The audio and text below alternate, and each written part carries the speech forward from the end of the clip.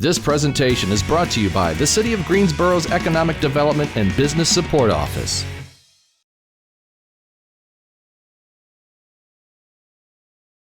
I was labeled mentally retarded. They told my mother, Clara, that I would never be anybody.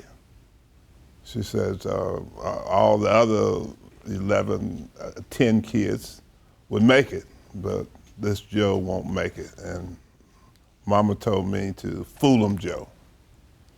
So I've been trying to do that for a while. They told my mother, Clara, that I'd be married by the time I was 17 years old, which was okay with me.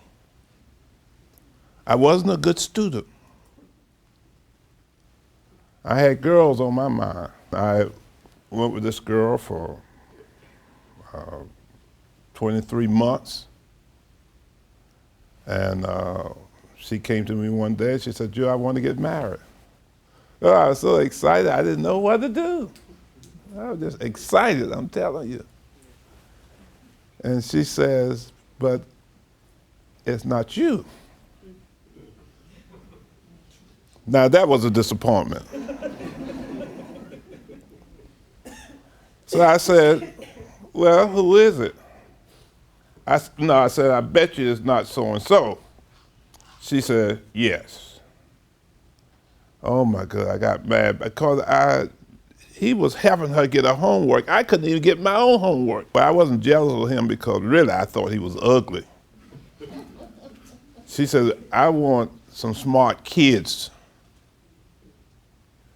And you are not smart. I made up my mind. I told her, I said, well, you're gonna have ugly kids. They may be smart, but they're gonna be ugly. So I made up my mind that day that I was gonna put something in my head, and nobody could ever take that away from me. I went all the way back to first grade book and I studied second, third, and all the way up to 10th grade. That was a turning point in my life. You know, sometimes we think what's the worst that happened to us, but many times what's the worst thing happened to you is the best thing. For that smart boy taking my girlfriend, it changed my life. You have to get started. You can't sit around and wonder, will this fit, or will this work? You gotta have initiative. When I started the business, I didn't have but $10. And I took that $10, and my best year was $35 million. I didn't have the money. So I went to salons and I picked up their old containers and I cleaned them out. My wife typed the labels. Ursula and Joe put the caps on them. And I made it by night, sold it by day. It wasn't beautiful products. It's not something like we got today. But I wanted to manufacture products. And I didn't have a building. I had a kitchen though. So I got me a hot plate and my stove. And I started making products at my home. But I learned a few tricks in the game. I observed very careful. I had dedicated curiosity. I want to know why and how. How can this guy make $1 million a year? What's he doing? I want to go ask him how, why. You got your conscious mind, you got your subconscious mind, and you got your universal subconscious mind. Your conscious mind is what you're conscious of. Your subconscious is what you're not conscious of, but your subconscious mind works 24 hours a day, which can deliver to you all that you have the courage to ask for.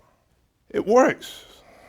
I came out of just the blue sky one day and said to my organization, I want to do $1 million in one day.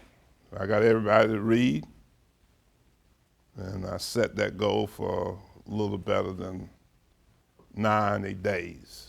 So I told my people, this is what I want. I broke up the system, and I expect for it to come overnight. But here I got people set goals like $20,000 in a day. They had never sold $20,000 in a week. I put a plan out for them. I worked it, and they worked it. And we did $1 million in one day. Now, it doesn't have to be that same thing, but you have a goal and something that you want to do. You can get that done by these principles.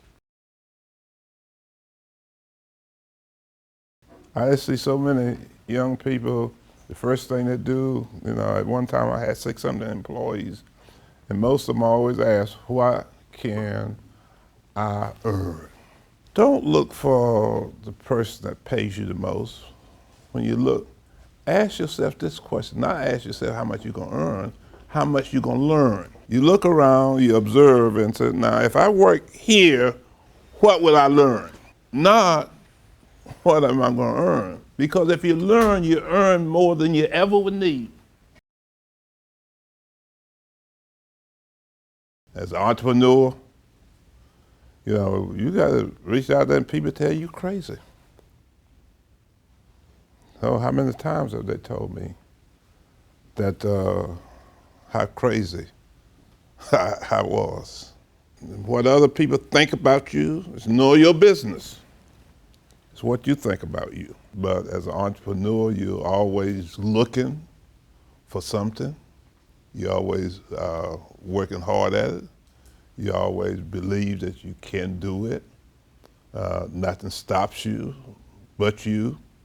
And that's what I've experienced, that you can be what you want to be within reason. And I don't care what gets in the way, but you can always be able to be what you want to be.